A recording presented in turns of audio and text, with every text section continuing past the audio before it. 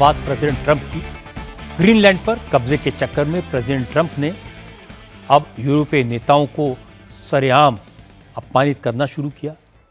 Trump ने diplomacy की सारी मर्यादा तोड़कर फ्रांस के प्रेसिडेंट मैक्रों का एक प्राइवेट मैसेज सोशल मीडिया पर पोस्ट कर दिया। इस मैसेज में मैक्रों ने ट्रंप को लिखा था कि ईरान और सीरिया को लेकर अमेरिका और फ्रांस की राय एक है, लेकिन ग्रीनलैंड को लेकर ट्रंप जो कर रहे हैं वो यूरोपीय नेताओं को ठीक नहीं लग रहा।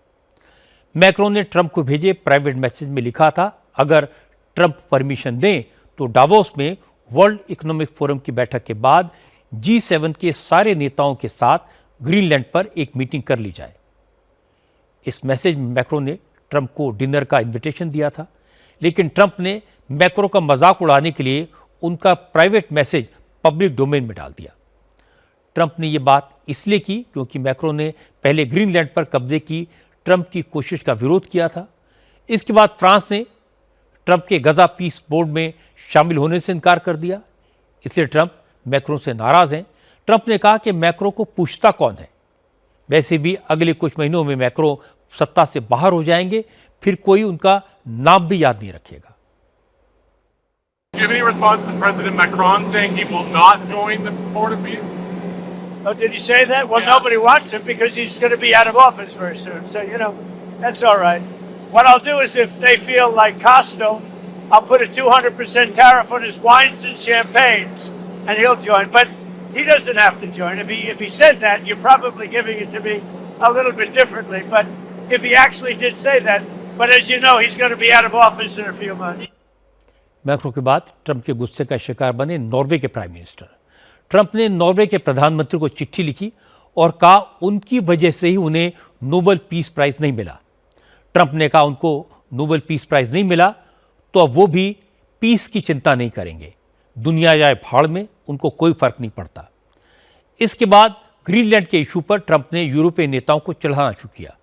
ट्रंप ने सोशल मीडिया पर एक तस्वीर पोस्ट की जिसमें वो ग्रीनलैंड पर अमेरिका का झंडा लगाते हुए दिखाई दे रहे हैं और उनके पीछे वाइस प्रेसिडेंट JD वैंस और secretary of state Marco Rubio खड़े हैं। इसके बाद ट्रंप ने व्हाइट हाउस के ओवल रूम की एक AI जनरेटेड पिक्चर पोस्ट की जिसमें यूरोपीय नेताओं के सामने एक बोर्ड पर कनाडा, वेनेजुएला और ग्रीनलैंड पर अमेरिका का झंडा लगा हुआ है।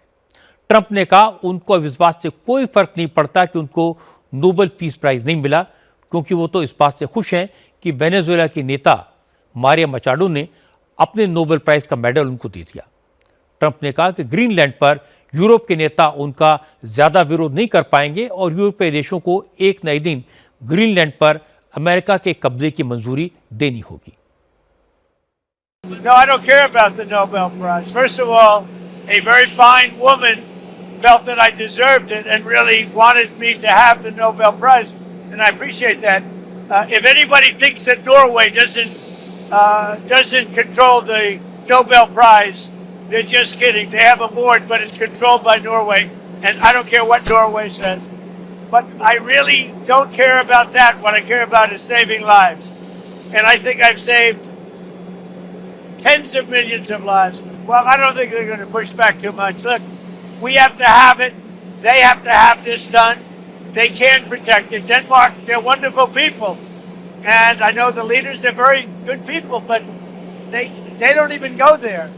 And because the boat went there 500 years ago and then left, that doesn't give you title to property.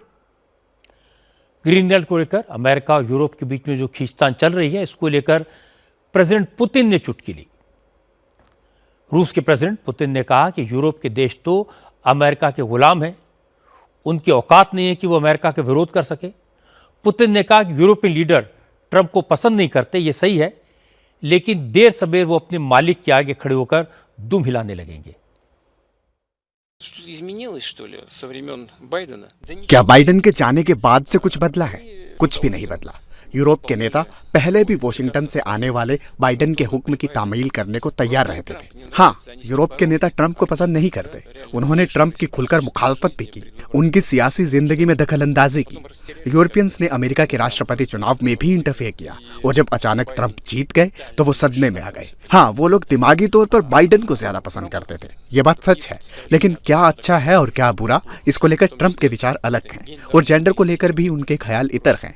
European नेता ट्रंप की इन बातों को पसंद नहीं करते। जितना मैं ट्रंप को जानता हूं कि वो अड़ियल हैं और लगे रहते हैं, तो बहुत जल्द वो व्यवस्था को फिर से बहाल करने में कामयाब होंगे।